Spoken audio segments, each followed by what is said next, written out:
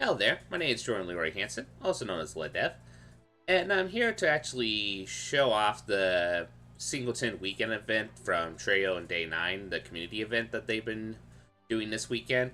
Now, for those who don't know what Singleton is, it's kind of like Commander, where besides basic lands, you can only have one copy of an individual card within your deck, so you can't have like a playset like the usual number, unless the card dictates it, aka, yes, there are people running the persistent petition there and the rat decks in this format, so keep that in mind. But everything else, you can only have one copy. So, I decided for this event to make a 5-color legendary deck, just with either some of the legendary creatures or planeswalkers and such, because I kind of thought that would be fun. Plus, I'm also going to talk a little bit of my opinions on the trailer that just happened for the new teaser for the War of the Spark, while this game is to just give myself some lively commentary and such. Nevertheless, let's just go play a game. Plus, there's Planeswalkers in here, so I thought, oh hey, very thematic. For the Planeswalkers, we have a deck that has legendary stuff, and Planeswalkers should be a legendary duel. Kind of a weak pun, but I thought it would be kind of a cool one to do. Anyway, also I should mention it is really cute how they have it where essentially, to put a long story short, kind of like how your Trejo and your opponent's always Day9, and just the thematics themselves being kind of like a Valentine's Day theme is just ridiculously adorable. Okay, I think I'm going to take this hand. It's a little slow because we're definitely going to be having to play like Search for Escanton free, but if the opponent starts off aggressive, we could just do Captain Lannery Storm and turn free, so... And then play the Surge once it's a slow turn, so... We're going to keep this hand. Let's see. We'll see what our opponent's playing. They went down to 6 cards, so... Yeah, it looked like they're playing green-white, potentially. Okay, so we're going to put down Sacred Foundry tapped. Since the opponent's going to take it slow, look like they're doing Absent. Oh, okay, that's actually a really good card for this. Okay, so we're now going to be a little bit slow and play our Rupture Spile. Okay, it seems like unless the opponent gets out in a more aggressive unit, they're going to take this a little bit slow.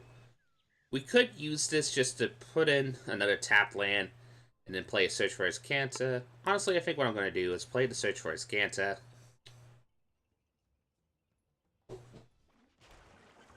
Then I am going to peen myself so I can play Allegiance Landing, so at the very least we have at least a defensive unit. So the opponent's going to look for some land, they don't find it, and we are going to get ourselves a little unit! Yee!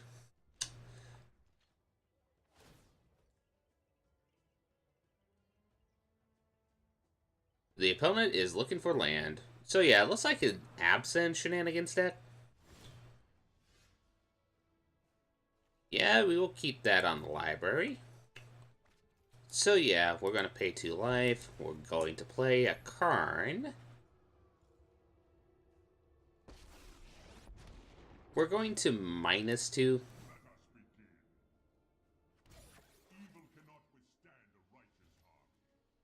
We're not going to attack. Mostly we're trying to build up units so that if we can attack with free units, we can flip Legion's Landing, which gives us extra mana to play Vivian. But the opponent's kind of seen the plan, so they decide to just use one of their removals to destroy it. Which makes sense.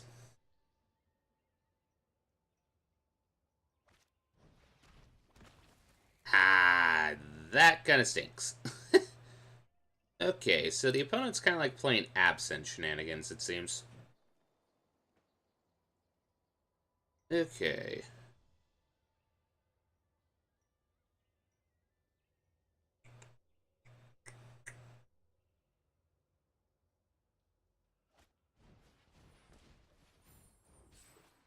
Okay, that's good. The opponent is scared of Karn.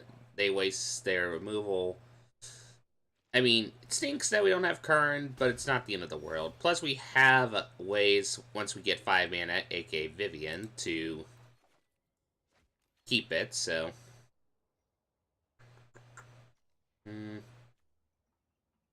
I'm actually going to play Legendary Storm here.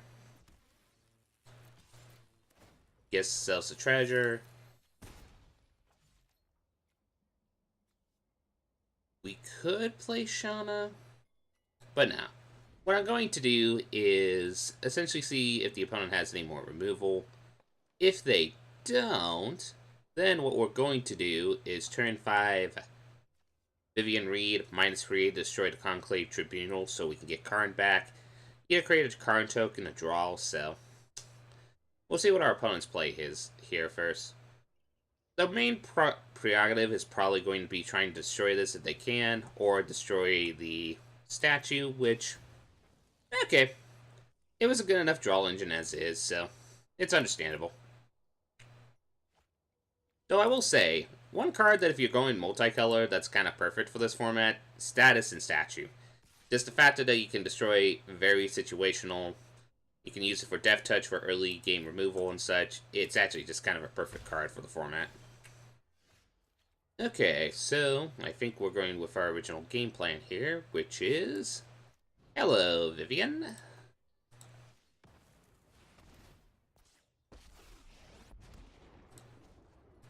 We're going to get our Karn back, thank you kindly. We're going to do that.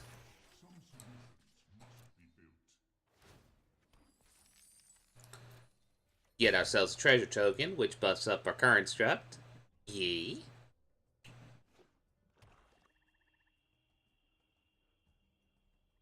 I really hope they do like a promo on here eventually where you can actually try to get the Karn promo art that came from the Mythic Edition.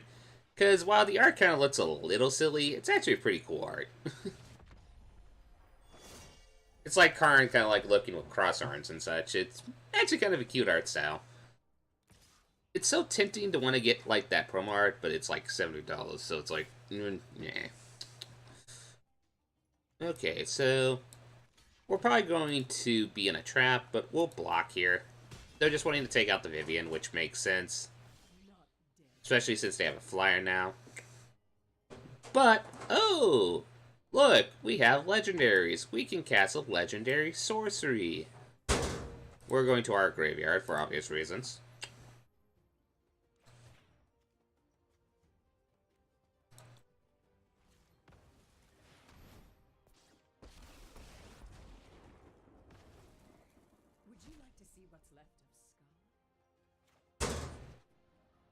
We'll let this enter and untap.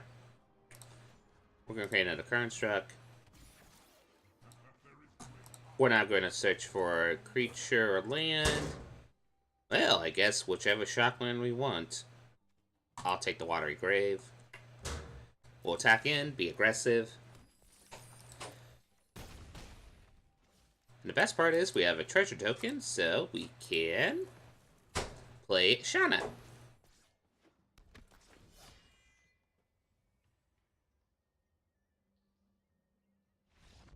And the opponent's like, nope. But yeah, that Yakuma's Final Offering, that's one of the cool things of doing the Legendary deck in this format.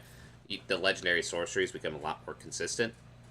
Because the removal is very, like, removal is there, but it's very limited. So, we'll play another round. And now that I kind of showed off what the deck does, I decided to be a little bit like commentary on the first one, just to show how the deck went.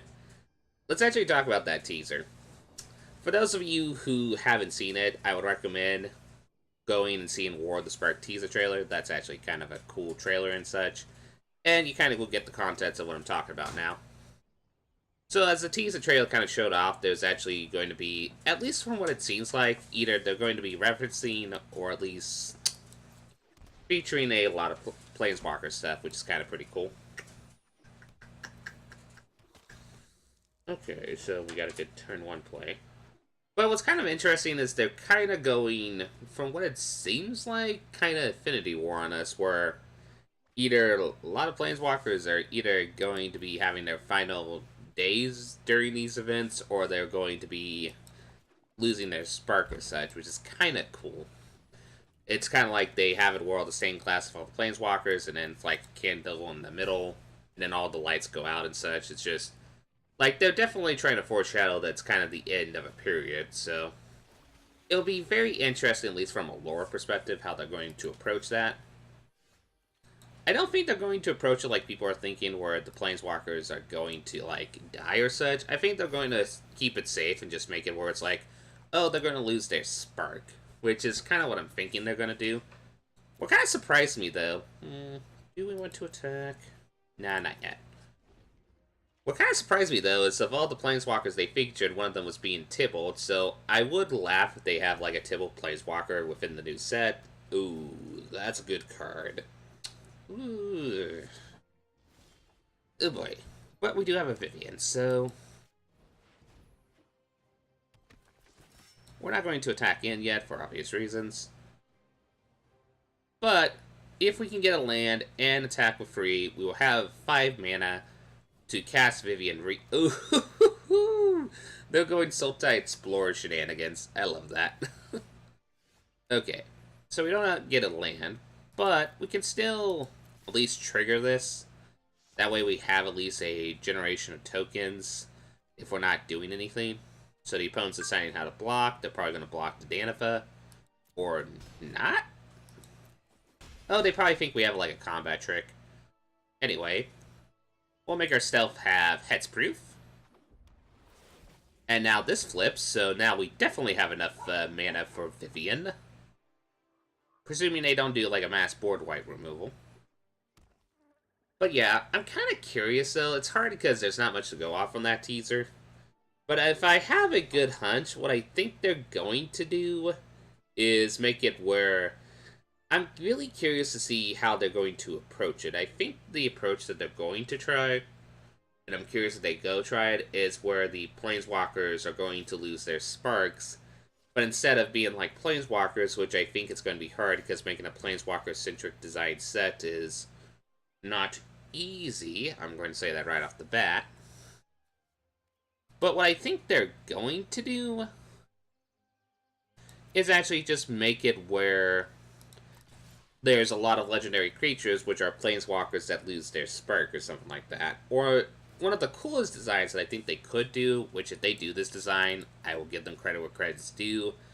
I think they're going to do a design where it's like you can start off with a planeswalker card and then it's going to flip into kind of like a legendary creature, meaning certain circumstances.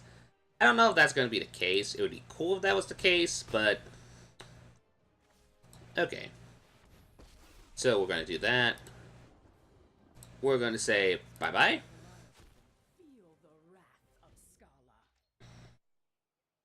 And the best part is the opponent doesn't have any way to give haste, so we have an Oath of Teferi. So we can just Oath of Teferi, bouncing. Oh, the opponent's like, nope. Oh yeah, because we have... okay, that's cool.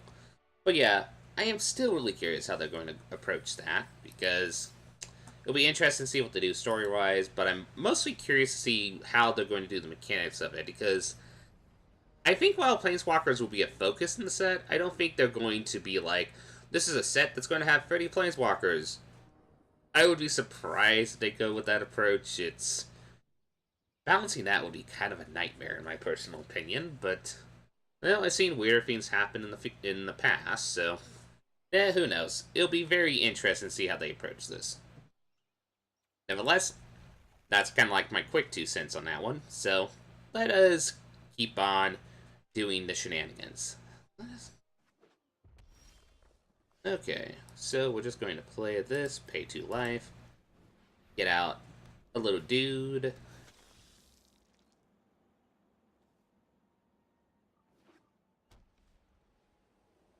The opponent's probably playing Boros aggro. So, okay. Lucky enough, we're not really a deck that is responsive. Or at least responsive to the point that we have to worry about not being able to respond to his stuff. I am curious if he's, like, going Mardu or if it's just playing Boros. It's probably just playing Boros. Sure, we will give them the Spirit.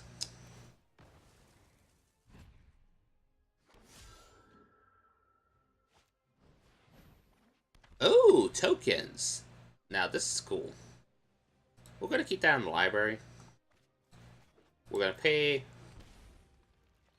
wait. Oh, we need 1 more mana. I thought I had a black mana. We could have let that enter in and tap and save some life. let's see. I need to remember how this goes. You may pay at spread if you do create ads. Oh! Okay, so it's red white tokens. Okay, we might be dead.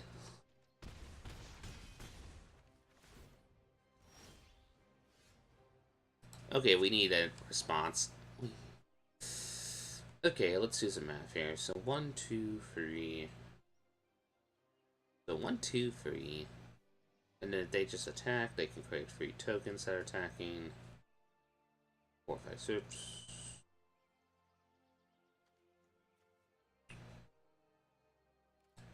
I'm going to pass it to next turn, but I do think we're dead. That is the one weakness to this deck, is if they're wide decks like this, and you don't get your early game legendary with an early game Urza's Ruinous Blast, you do have your games where this is going to hurt. So yeah, they're going to pay 1, 2, 3, 4. Seriously? Huh. Okay.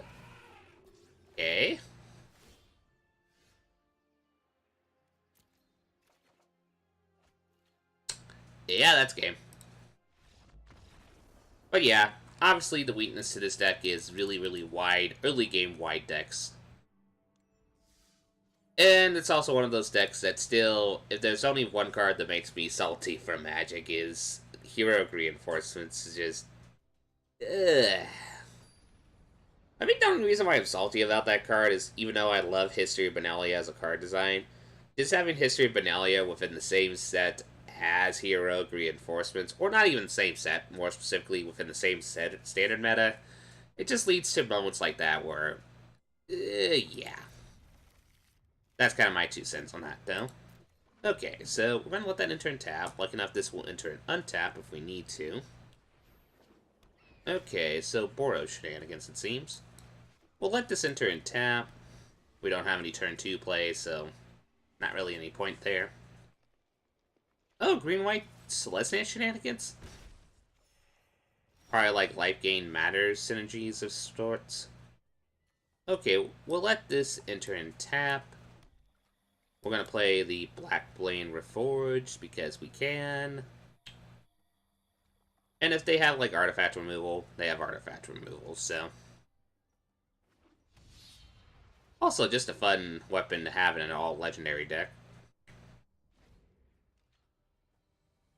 But yeah, next turn, we're going to play one of these ones that will enter and untap thanks to our Sacred Foundry. Play Shalai, and then hopefully if it doesn't get removed, then we're going to play... We'll probably just play Lila and hold on the Ruinous Blast, because we probably don't want to go totally aggressive on the board wipes just yet. I think I'll just play a Shalai and present the threat of, hey, a legendary that I can equip a giant blade to, hit tint. So, if the opponent has any removal, which, honestly, if they're playing green-white, I'm going to guess Conclave Tribunal is one of the removals. Probably Hieromancer's Cage, Ixalan's Binding, etc., etc. They're probably going to try to remove Shalai if they can at the moment, because the fact that I have Hexproof is nothing to sneeze at.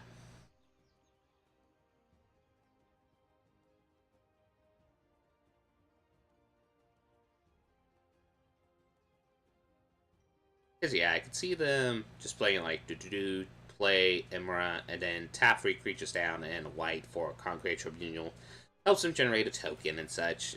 That's probably they'll play if they have it in hand. Okay, there's the Emra. Do you have the Concrete Tribunal? Not yet. Okay, good to know.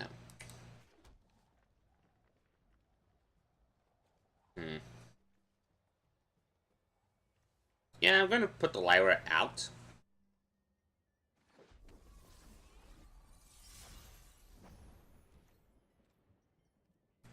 Going to attack in. No, wait, they could have Seal away. Scratch that. Scratch.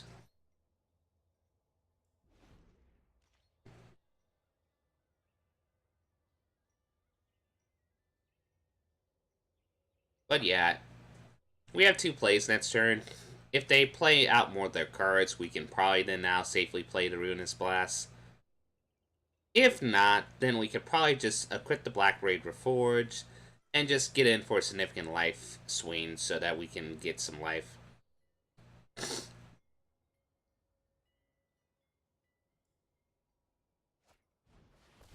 Okay. The incentive is there.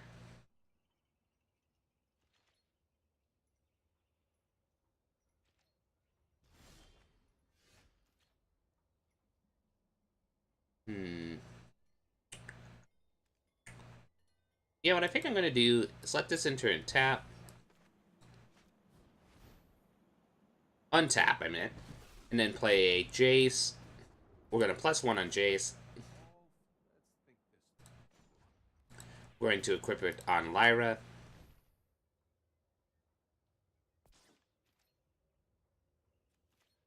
And just get a significant life point swing.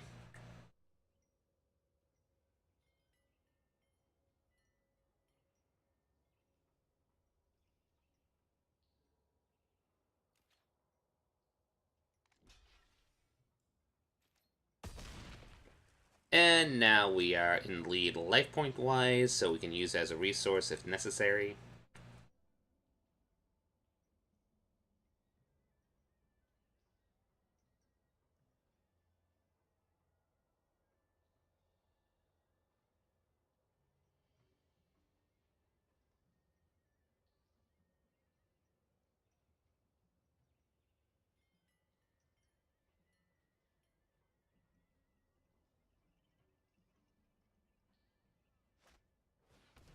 Okay, so they play a Flourish, or not Flourish, Flower. They're going to get a Plains, and they're going to probably play something big. Resplendent Angel, okay. Anything else?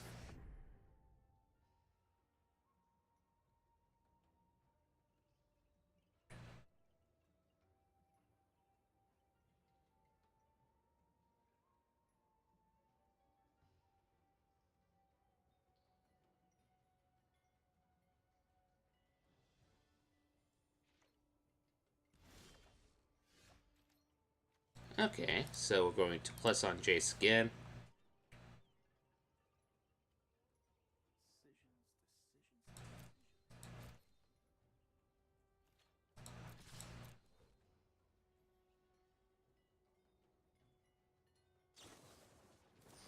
Knew it. I knew they had to sail away. Now, people are probably wondering why I decided to let the sail away resolve in this case.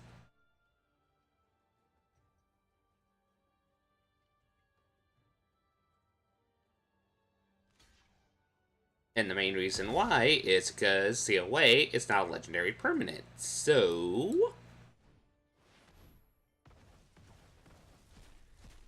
we're gonna get Shalai back.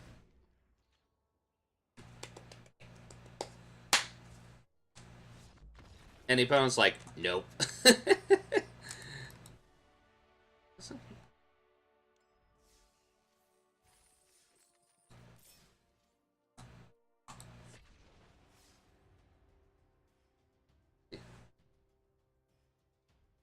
If there's one play I hopefully that I could try to get away with on this videos, I do have Carmen's Druidic Val in the deck. I really want to get on video a play with Carmen's Druidic Val being kind of silly, like at 5 or 7 or such, so if I can do that with this video, that would be amazing, but I'm not going to put all my eggs in a basket and hope for the best. Yeah, that's decent. We have a turn 2 Tetsuko, so we can keep an early game blocker. And we have Search for Escanta, so that'll work.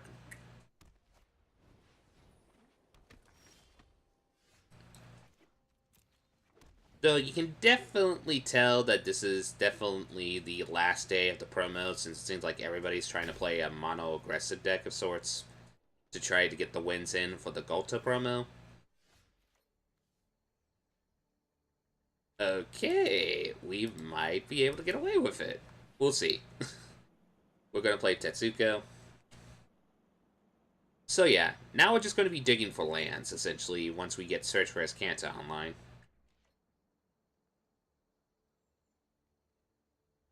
Hope Tetsuko stays alive. There's the baffling in.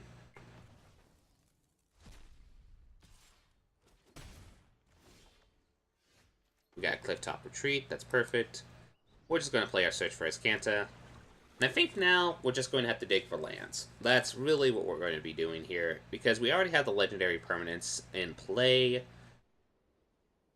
And the best part is we could just use Teferi to bounce the baffling in so we can get back our Tetsuko if we need to. Yeah, we're going to put that in the graveyard. We're searching for lands now. I mean, that can be a land. I guess, why not? We'll go get an Imara. So they know we have Imara. We can play the Imara at the very least. We could also, if we get a land, we could also just play Teysa. So we have choices.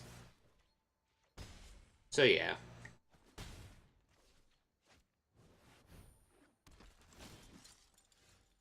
Well, we said we need land, so perfect. And perfect enough land to actually play Teysa Karlov, so we're going to do that. Hope the opponent does not have more removal. Now, it does give this a plus boost, which kind of stinks, but at the very least, we can at least have a blocking unit, at the very least.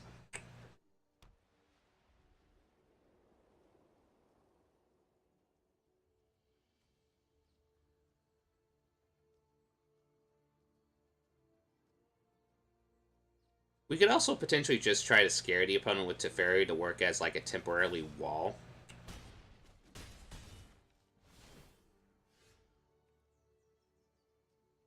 Nah.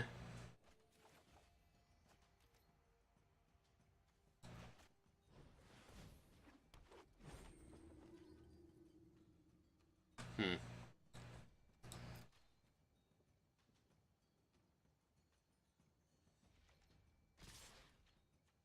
We're going to block because we have to.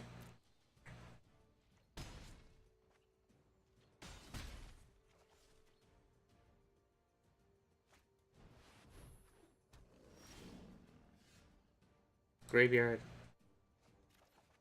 Do we get a land? No, we do not. Upon postal fetching, one of my misplays here is what I should have done is actually just played the Captain Landry Storm, get the treasure token, and then use the treasure token to actually get the MR out so we have additional blockers, but hey, it happens. Huh.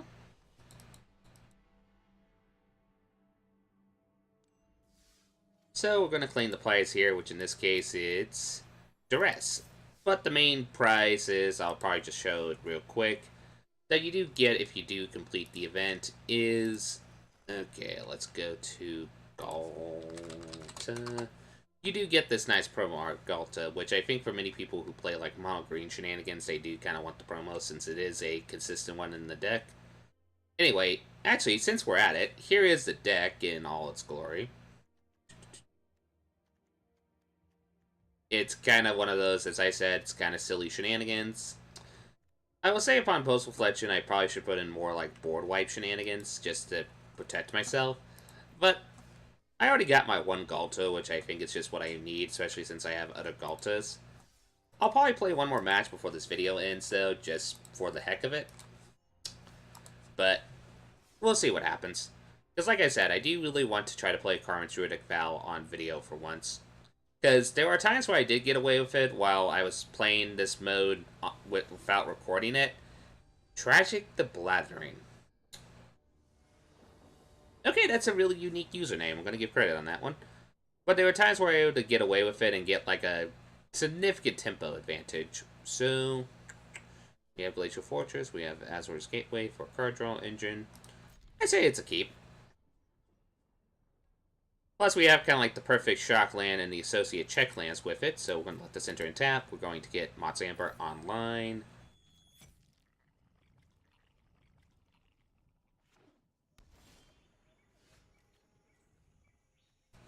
Sure.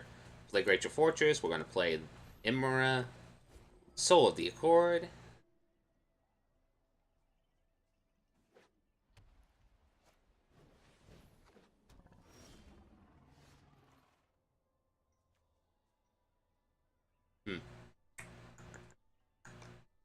There's no way to play Teysa just yet since we don't have a black source of mana. So what I'm going to do, play Azor's Gateway. We're going to draw. We're going to put Arch in. And then I'm going to initiate the trade with the opponent. Hey, do you want to trade? Want to trade? Okay, they trade. Good. We needed that trade because if they buffed that unit anyway, that card can get scary pretty quick. So yeah, they look like they're playing like Naya shenanigans. Okay, so we're going to play Hinterland Harbor, which allows us to play Teysa Karlov, which gives us Vigilance, which is nice. We're going to draw again. We'll put Plimo Grolius Rebirth into the pile here. We're not going to attack just yet.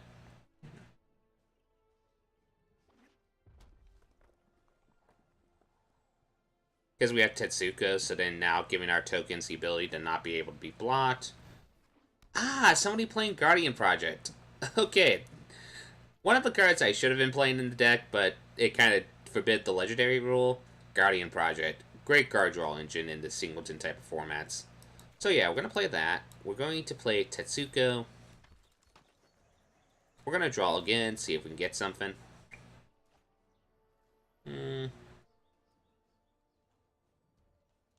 I'm going to put this in because I would rather have a land that... A land that can essentially filter for any mana if we need it. So I think we are covered for all the colors now.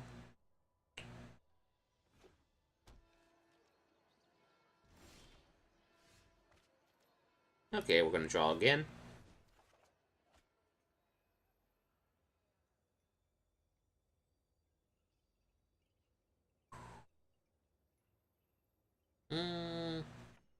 Yeah, we'll put the Rupture Spiral in.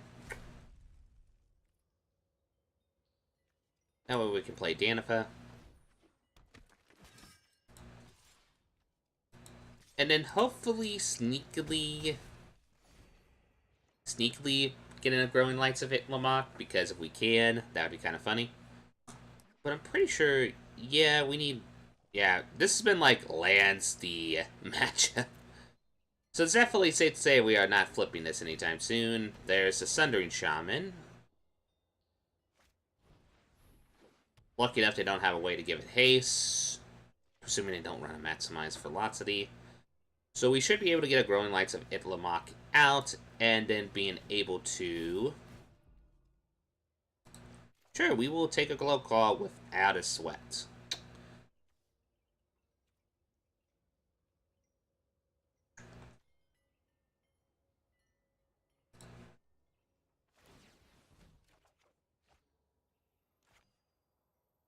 We'll take out Captain Legendary Storm.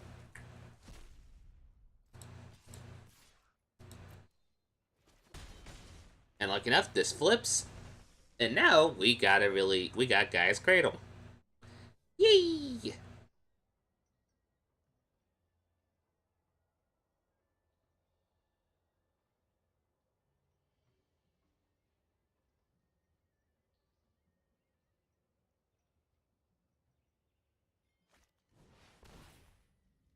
Well, there's Riot. They're just going to give it a counter. Let's see, let's take a look here. Whenever it deals combat damage to a player, I need to remember that. So the approach we could do is just block the Thunder Shaman with like the lifelink token, since we already got our benefit out of the token being a creature for Gaia's Cradle. That's probably what we're going to do. So yeah, we're going to just block with the lifelink token here, take the 1 damage in the air.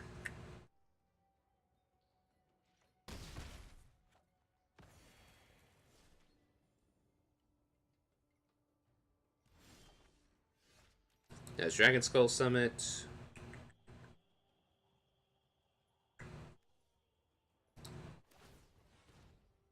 We're going to draw again.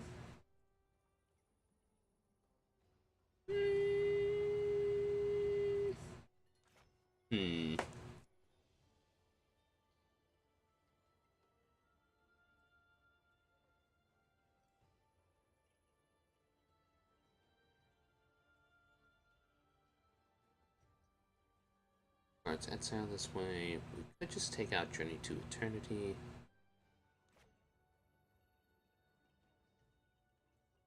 We could also just take out Goreclaw. Yeah, I think I'm gonna take out Goreclaw in this case. Because that way we can attach this to this.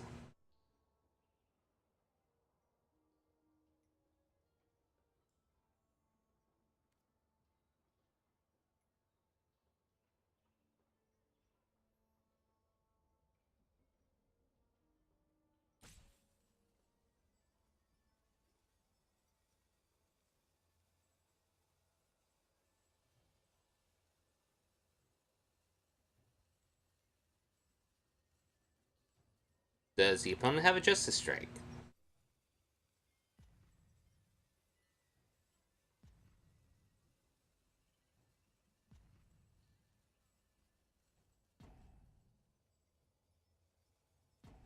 The opponent's doing some math here. We only have Emerald in the battlefield, which...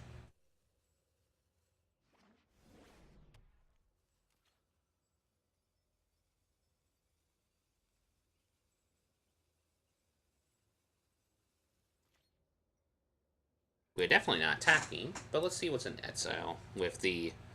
So we have 1, 2, 3, 4 permanents with different types in it. So if we can protect Azur's Gateway for one more turn, we could hopefully flip it and get a lot of mana. Like a lot of mana.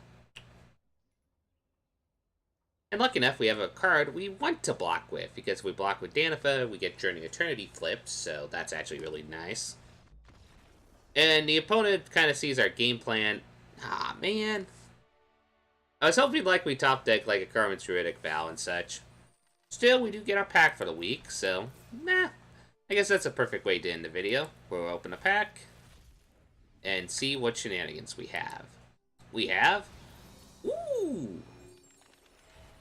Well, that's a very graceful way to end the video.